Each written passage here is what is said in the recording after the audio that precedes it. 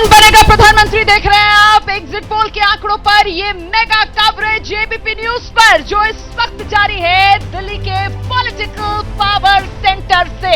जी, नई संसद भवन से लेकर नॉर्थ ब्लॉक, साउथ ब्लॉक, ये विजय चौक वाला इलाका है और यहीं से हम चर्चा कर रहे हैं स्विंग स्टेट 400 सेट, वो राज्य जहां पर विपक्ष ये सोच रहा था कि बीजेपी को घेर लेगा और बीजेपी को पटखनी दे देगा, उन्हीं राज्यों में बीजेपी गजब का परफॉर्मेंस करती हुई नजर आ रही है। इसमें पश्चिम बंगाल भी है, इसमें ओडिशा भी है, इसमें कर्नाटक भी है, तेलंगाना भी है और आंध्र प्रदेश भी है। मुझे लगता है जरा जल्दी से तेलंगाना पर बात कर लेते हैं। तेलंगाना में तो अभी अभी बड़ी जीत मिली थी और वहां से बीआरएस के हाथ से आप लोगों ने जीत छीनी थी, लेकिन अब बीजेपी बढ़त बनाती हुई कांग्रेस के मुकाबले तेलंगाना में आपका एग्जिट पोल पूरी तरह फेल हो जाएगा।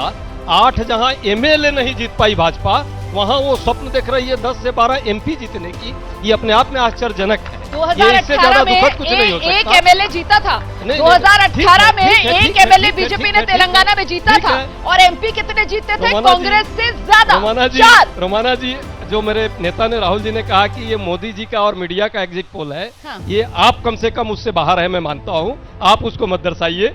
आप क्यों इतना डिफेंड भाजपा को कर रही हैं? आने दीजिए ना 4 जून को स्पष्ट हो जाएगा। ये तो जनता ने भाजपा को सत्ता से एग्जिट कर दिया है। फैक्ट नहीं है तो आप कह रहे हैं कि मैं डिफेंड कर रही हूं, मैं तो आपको आंकड़ा दे रही हूं। भाजपा को एग्जिट कर दिया है। 4 तारीख को आ जाएगा जो परिणाम आएगा, और परिणाम में मोदी जी तैयारी। तेलंगाना में जीत का दावा क्या है? नहीं, हम लोग दावेबाजी कोई दावा नहीं है, लेकिन एक सच है कोई दावा नहीं है। तेलंगाना में हम 12 से 13 सीट जीत रहे हैं 17 में, ठीक है। और भाजपा को 2 सीट आ जाए, इस पर भी लाले पड़े हुए हैं। ठीक है, ये झूठ है और गलत। सिद्धार्थ, तेलंगाना में उम्मीद कहां से? देखिए, सबसे पहले तो आप ही को कह दिया कि डिफेंड कर रहे हैं आप, क्योंकि इतिहास का भी जो आंकड़ा है वो भी कांग्रेस पार्टी के दफ्तर से ही बन के आना पड़ेगा। इनको इतिहास भी बाहर से एक्सेप्टेबल नहीं है, पर सच्चाई इनकी ये है कि जिस पार्टी के शीर्ष नेता की जितनी उम्र हो उतनी उनकी सीटें ना आ रही हो तो ये बौखलाहट तो बिल्कुल आएगी। अब राहुल गांधी से कम उम्र की सीटें अगर आएंगी तो अजय जी बेचारे यहाँ पे क्या कहेंगे?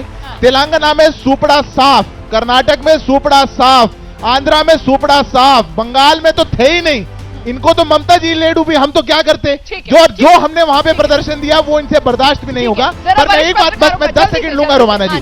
ये चुनाव इनकी जातिवादी, परिवारवादी, भ्रष्टाचारी नीतियों के खिलाफ एक कर्मयोगी को जिताने का चुनाव था, जो देश की जनता ने भरपूर समर्थन देकर के जिताया है। अब ये आंकड़े अपने घर से बना लाए, चाहे जो कर ले, वो ये जाने। रिएक्शन लेते हैं, क्या ये 24 चुनाव मोदी का चुनाव, मोदी के नाम पर, मोदी के काम पर, हाँ या ना? जोरदार जवाब हाँ की गूंज यहाँ पर सुनाई पड़ रही है। मैं भी सवाल लूंगी, यहाँ पर उत्साह बहुत है हमारे ऑडियंस में, उनके भी सवाल। लेकिन पहले तेलंगाना को लेकर, तेलंगाना में क्या हो रहा है? कांग्रेस शानदार जीत हासिल करती है, लेकिन ये बीआरएस जिस तरीके से नीचे जा रही है उसी का एडवांटेज बीजेपी को मिलता हुआ नजर आ रहा है क्या विजय जी?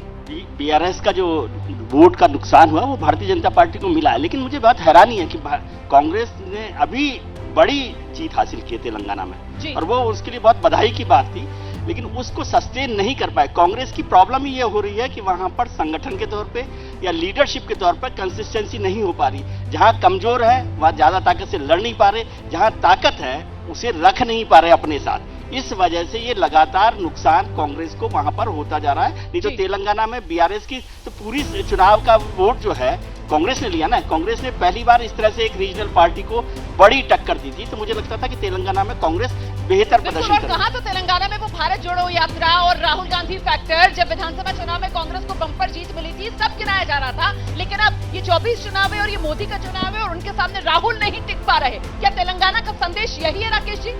निश्चित तौर पे तेलंगाना में रेवंत रेड्डी को एक चमत्कारी चेहरे के रूप में देखा गया था, और जिस तरीके से विधानसभा चुनाव में उनका प्रदर्शन था, तो ये माना जा रहा था कि लोकसभा चुनाव में भी कांग्रेस वहां अपने प्रदर्शन को पहले की अपेक्षा कर सुधारेगी। लेकिन ऐसा लग रहा है कि विधानसभा का चुनाव जो हुआ वो राज्य का चुनाव यानी मुख्यमंत्री का था, और इस बार जो लोकसभा के चुनाव में वही मतदाता जो बीआरएस से स्विंग करके कांग्रेस में गया, वो मतदाता शायद स्विंग करके भारतीय जनता पार्टी की तरफ झुका है। इस वजह से रिजल्ट में थोड़ा सा ऊपर नीचे दिखाई दे रहा है। मुझे लगता है जरा जल्दी से कुछ सवाल लेते हैं। हाथ खड़े कीजिए, किसके सवाल है? हाथ खड़े कीजिए, यहाँ पर बहुतों के सवाल है। आपका सवाल क्या है, किससे? हमारा सवाल कांग्रेस के प्रवक्ता जी से है कि पश्चिम बंगाल में जब संदेश खाली पे... एक सेकंड, नारेबाजी बंद कीजिए, सवाल सुनिए, जनता का सवाल सुनिए, नारेबाजी नहीं। पश्चिम बंगाल में जब संदेश खाली पे बोलने की बात आई तब आपने वहां पे वोट की राजनीति करते हुए कुछ भी नहीं बोला, पर वहीं पर जब आप मणिपुर की बात आती है, पश्चिम बंगाल की बात आती है तो आप अपना वोट की राजनीति करना चाहते हैं, पर जब बोलने की बात आती है तो वहां से बैकआउट कर जाते हैं।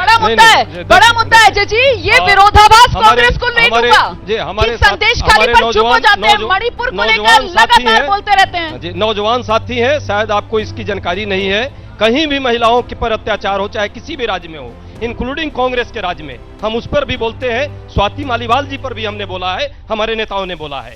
हाँ, संदेश खाली पर जरूर एक बड़ा संदेश जो है वहां छुपा हुआ है, जो आपको याद होगा वहां के इनके उम्मीदवार ने, जो भाजपा का उम्मीदवार है, वो आकर के ही राष्ट्रपति भवन पीछे है, वहां पे उन्होंने बात रखी है कि झूठे खाली पेज पर लिखवा लिया गया था नाम, नहीं, बिल्कुल गलत बात। झूठ यहाँ पे तो अभी जांच होगी ना सर। बिल्कुल गलत बात, बिल्कुल गलत बात, बिल्कुल झूठ बात। रोमाना जी 10 सेकंड दीजिए इसका जवाब देना पड़ेगा। कांग्रेस पर लग जाता है।